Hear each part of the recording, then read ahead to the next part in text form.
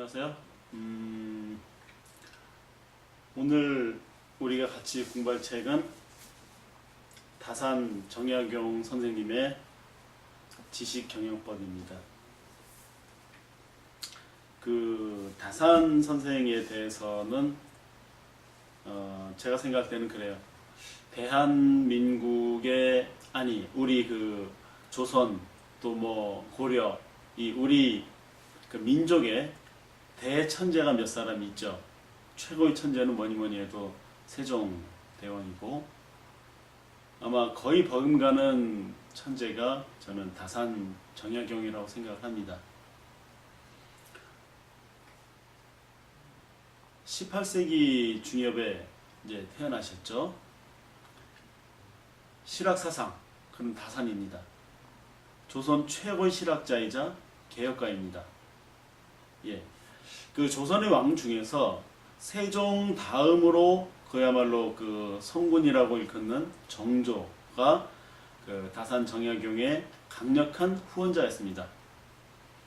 정조가 있었기 때문에 아마 다산이 뜻을 그 펼칠 수가 있었다고 볼 수 있죠. 그런데 불행하게도 정조가 돌아가신 다음에는 바로 반대파에 의해서 제거를 당하고 기나긴 그 유배의 생활을 합니다.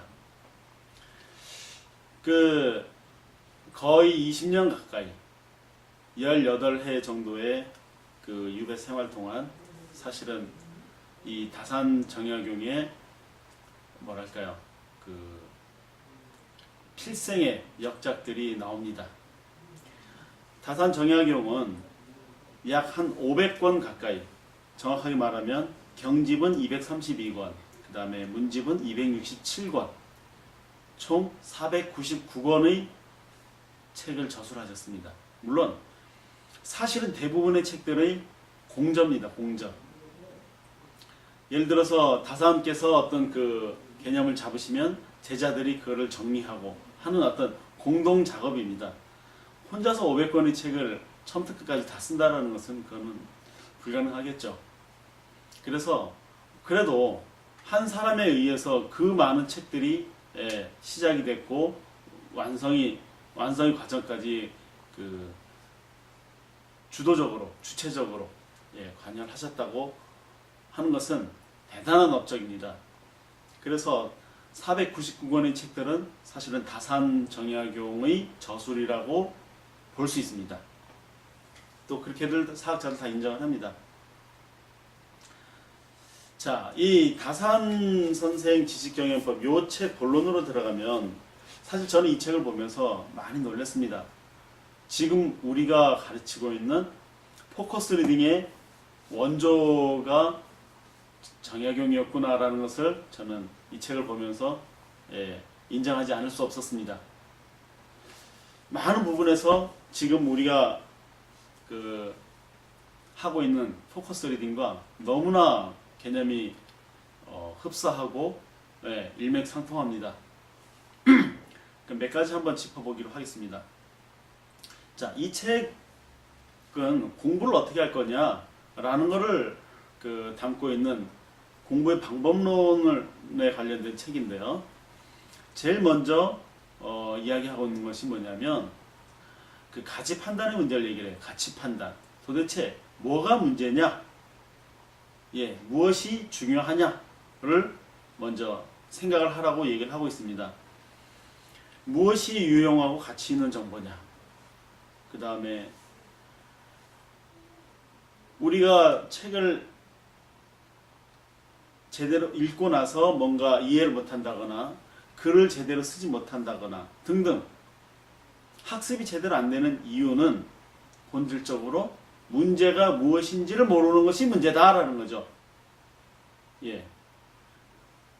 정말 가장 큰 문제는 문제가 무엇인지를 모르는 것.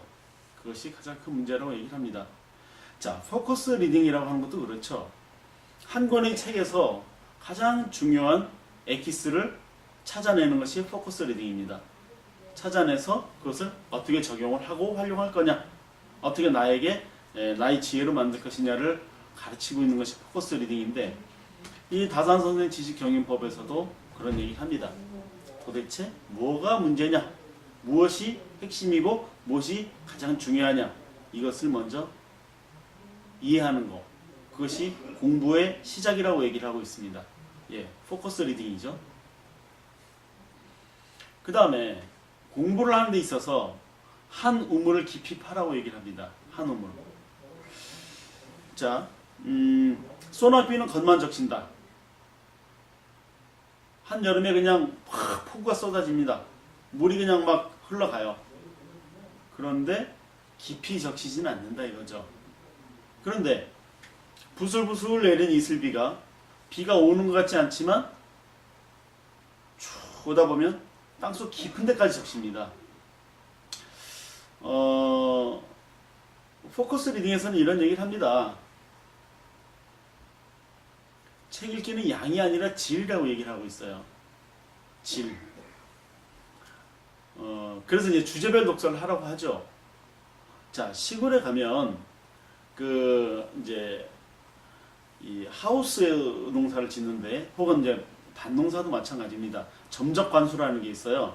나무가 과수나무가 쭉 심겨져 있으면 그 과수나무 이 기둥 이 줄이 있지 않습니까? 거기에 쭉 물 호수가 있어요. 까만 직경 한 1cm나 1.5cm 정도 되는 아주 물 호수가 쭉 지나갑니다. 그리고 그 나무 밑동 즈음에 그 바늘구멍만한 그 작은 구멍이 있어요. 거기에서 물이 한 방울씩 똑똑 떨어집니다. 그러면 굉장히 적은 양으로도 물 허실이 없이 아주 깊이까지 수분을 공급을 합니다. 그렇게 이제 거기에 그걸 통해서 물과 영양분을 이제 공급을 하죠. 그걸 점적 관수라고 하는데, 그런 것처럼 내가 책을 읽을 때도 그냥 무조건 많이 읽는 게 아니라 내가 필요한 그 영양분, 내가 필요한 그 요소 분야, 이거를 집중해서 거기를 계속 집중적으로 공략하는 거. 그게 이제 한 우물을 깊이 파는 겁니다. 언제까지 우물을 파냐면 물이 나올 때까지 파는 거예요. 땅이 완전히 푹 젖을 때까지 계속 반복적으로 집중적으로 책을 읽는 것. 그것이 포커스 리딩에서는 주제별 독서고, 여기 다산 선생은 한 우물을 깊이 파라. 언제까지? 푹 젖을 때까지. 그렇게 얘기를 합니다. 그 다음에 그래서 교육의 목표는 지혜의 샘을 열어주는 데 있는데, 지혜의 샘이라는 게 뭐냐? 자, 웅덩이가 있습니다. 물을 이렇게 담아서 이렇게 수영장이나 뭐 이렇게 인공적으로 이렇게 우물 구덩이를 파서 거기다 물을 담아 놓으면 물이 썩습니다. 그런데 저 산 속에 샘이 있어요. 물이 이렇게 퐁퐁퐁퐁 솟아나오는. 그런데 거기 그 물은 나오는 양은 많지 않지만 계속 새로운 어떤 물이 올라오기 때문에 늘 물이 깨끗하고 맑습니다. 일단 구멍이 한번 뚫리면 사시사철 맑고 찬 단샘물이 계속 솟아오른다는 거죠. 그렇게 될 때까지 계속 그 샘을 파야 된다라고 얘기를 하는 겁니다. 그래서 공부라고 하는 것은, 이 다산 선생은 그야말로 굉장히 많은 다양한 분야에 그야말로 모르는 것이 없는 아주 대천재라고 할 정도로 요즘 말로 통섭이 대가입니다. 그런데 피터 드러커의 말에 의하면 진정한 통섭을 하기 위해서는 피터 드러커 개인의 경우에 한 분야를 3년 동안 집중 학습을 한다라고 하죠. 한 분야를 3년 동안 집중 학습을 하고 나면 어느 정도 일가를 이루게 됩니다. 그리고 또 옆에 분야, 또 옆에 분야, 이런 식으로 분야를 넓혀가다 보면 몇십 년이 지나면 그야말로 굉장히 다양한 분야에서 뭔가 이렇게 통찰력이 생기는 진정한 통섭이 이루어진다라고 피터 드러커는 얘기하고 있고, 다산 선생도 같은 얘기를 하고 있습니다. 포커스 리딩에서도 마찬가지죠. 주제별 독서를 하고 나서 한 분야에 어느 정도 일가를 이룰 정도의 안목을 갖고 나면 그 다른 분야 역시 다른 분야를 이렇게 확장해 가는 것은 그리 어렵지 않게 확장해 갈 수 있습니다. 어쨌든 샘물이 터질 때까지 계속 파고 들어가라 라고 하는 것이 두 번째 얘기입니다. 그 다음에요, 종획하라는 말이 나옵니다. 이 책에 종획하라. 종획하라는 단어를 여러분들은 일상생활에서 거의 쓰지 않습니다. 저도 마찬가지입니다. 종획하라가 무슨 뜻이죠? 종이라고 하는 것은 종합 선물 세트 뭐 이런 핵심을 모으는 것이 종획하랍니다. 그래서 공부를 할 때 내가 다양하게 그냥 뭐 섭렵하는 게 아니라 일단은 갈래를 나누는 거예요. 내가 어떤 분야를 어떤 종류를 공부할 것인지, 그러고 나면 내가 공부할 어떤 그 길이 보이게 되죠. 무질서 속에서 질서가 드러난다. 공부란 복잡한 것을 단순하게 만드는 과정이다. 일종의 종획하라는 이겁니다. 머리 감고 나면 머리가 막 부슬부슬 막 그냥 뒤엉켜 있습니다. 그것을 빗질을 싹싹 하는 것이 종획하라입니다. 아주 단순하게 뭔가 딱 모양을 만드는 것, 그것을 종획하라라고 이해하시면 됩니다. 어려운 것을 쉽게 풀이하는 어떤 절차를 종획하라입니다. 흩어진 것을 모으고 중요한 것을 추려내는 것, 흩어진 것을 모으고 중요한 것을 추려내는 것. 포커스 리딩에서 3단계에서 스키핑 스캐닝을 하면서 반복 읽기를 하면서 책을 이해합니다. 굉장히 빠른 속도로. 그 다음에 4단계에서 원페이지 독서 노트로 그걸 정리를 하죠. 그 다음에 그걸 질문을 던져서 내 걸로 소화시킵니다. 이 과정이 다산 선생이 말하는 종획하라의 과정입니다. 그 다음에 이제 질문의 중요성을 얘기를 하고 있어요. 질문의 중요성. 포커스 리딩에서요. 5단계를 보면 1단계가 마인드셋, 2단계가 속도 뛰어넘기, 3단계가 스키핑 앤 스캐닝, 4단계가 핵심 단어 뽑아내기, 5단계가 뭐죠? 질문하기입니다. 포커스 리딩에서는 이 5단계 질문하기를 가기까지 위해서 이 전 단계가 있는 겁니다. 즉, 책 읽기에서 제일 마지막 단계는 질문을 던지는 겁니다. 질문을 던지기 위해서 반복 읽기도 했고 원페이지 독서노트도 정리했고. 왜 질문을 던지죠? 책 속에 있는 내용은 지식입니다. 지식. 이거는 지식이라고 하는 것은 공개되어 있는 그냥 별 가치가 떨어진, 누구나 다 알고 있는 그런 것이 지식입니다. 그리고 내 거가 아니에요. 누구 거냐면 이 책 저자 거죠. 그런데 내가 책을 읽고 질문을 던짐으로써 나에게 적용을 하고 뭔가 내 걸로 만들었어요. 이 지식을. 그때는 지식을 지식이라고 하지 않고 지혜라고 말을 합니다. 그래서 우리가 책을 읽는 건 지식을 얻기 위해서가 아니라 지혜를 만들기 위해서죠. 그 지혜를 만들기 위해서는 질문을 던져야 된다. 이런 말 나옵니다. 공부는 따지는 데서 시작해서 따지는 것으로 끝난다. 포커스 리딩에서 뭐라고 하는지 아십니까? 책 읽기는 질문으로 시작해서 질문으로 끝난다라고 얘기를 해요. 제가 몇 년 전부터, 수년 전부터 그 얘기를 하고 있었는데 이 책에서는 따지는 것에서 시작해서 따지는 것으로 끝난다라고 얘기를 해요.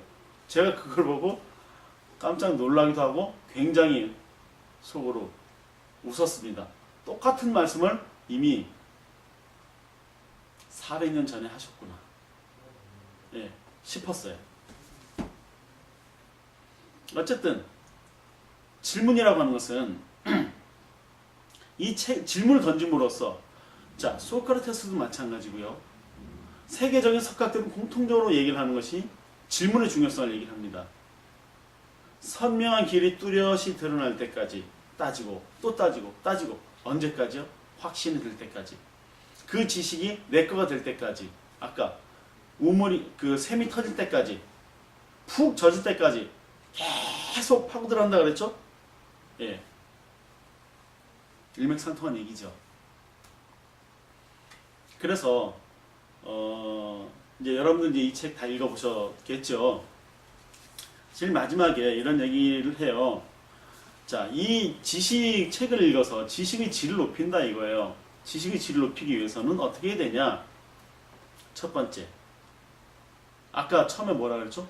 문제가 무엇인지 모르는 것이 문제라고 했어요. 즉, 본질을 이해하는 것. 첫 번째, 지식을 높이는 방법은 본질을 꿰뚫어라. 두 번째, 고정관념과 타성을 걷어내라.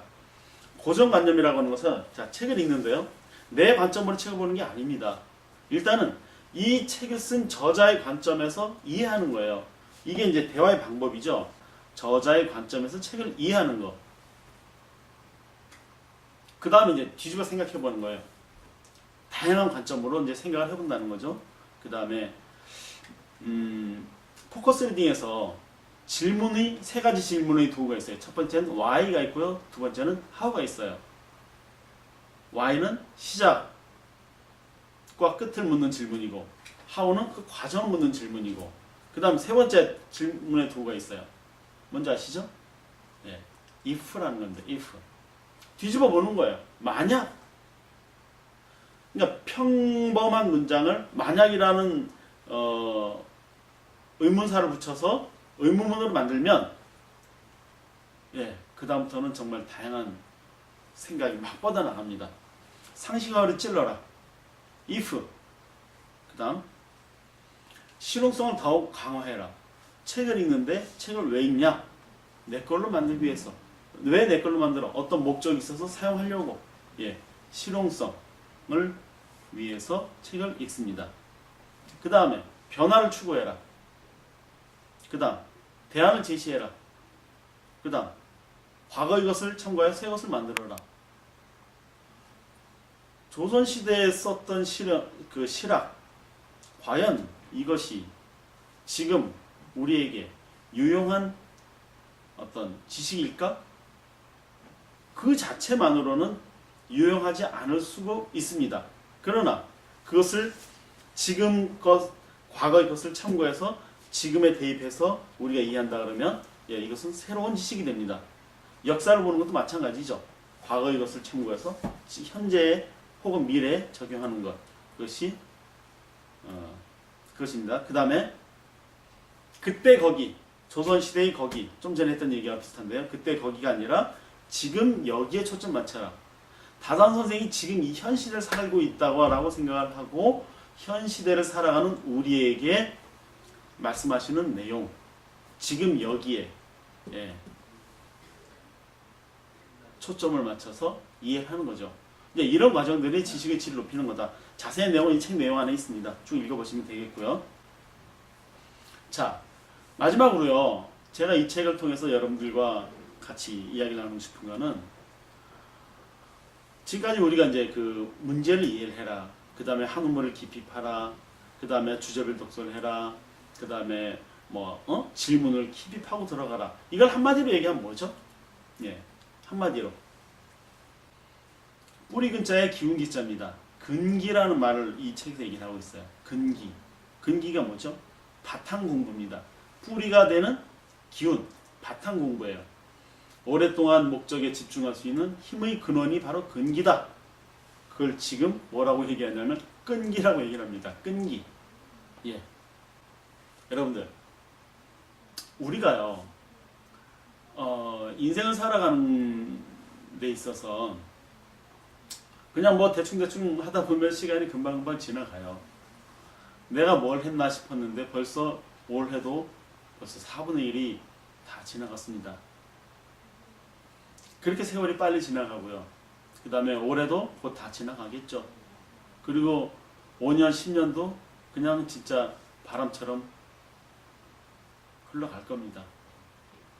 우리가 사는 동안 어떤 하나의 어떤 가치, 하나의 목적, 하나의 방향을 향해서 내가 내 인생을 건다. 굉장히 가치 있는 일이고 멋진 일입니다. 그렇다면 그 어떤 가치를 나의 것으로 내가 생각하는 그 모습으로 만들기 위해서는 뭔가 에너지를 집중할 필요가 있어요. 에너지를 집중하는 도구가 책 읽기죠. 말콤 글래드웰이 아웃라이어에서 10년 법칙을 얘기하고 있는데 그 10년 법칙을 단축시키는 방법이 바로 책 읽기입니다. 전략적 책 읽기, 전략적 모방. 예. 그래서 우리가 오랫동안 하나의 분야, 사실 오래라고 해봤자 그리 길지도 않아요. 어쨌든 그 오랫동안 하나의 그 관역에, 목적에, 목표에 집중할 수 있는 힘의 어떤 그 바탕을 우리가 책을 통해서 이렇게 계속 축적해 가는 거, 그걸 이 책에서 또 강조를 하고 있네요. 예. 너무너무 좋은 책인데요. 좀 두께가 있긴 하지만 여러분들 이 책을 통해서 우리가 어떻게 나의 가치를 높일 수 있을지 한번 같이 의논해 보시기로 하면 좋겠습니다. 예, 감사합니다.